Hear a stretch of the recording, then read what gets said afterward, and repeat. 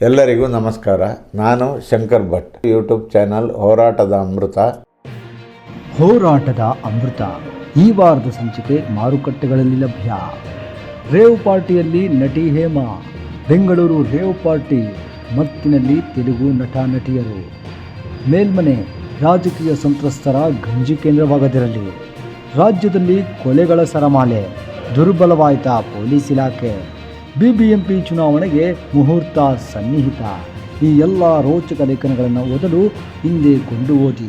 ಬೆಲೆ ಕೇವಲ 10 ರೂಪಾಯಿ. ಶೇರ್ ಮಾಡಿ, ಸಬ್ಸ್ಕ್ರೈಬರ್ ಆಗಿ, ಬೆಲ್ ಐಕನ್ ಅನ್ನು ಒತ್ತಲು ಮರೆಯದಿರಿ.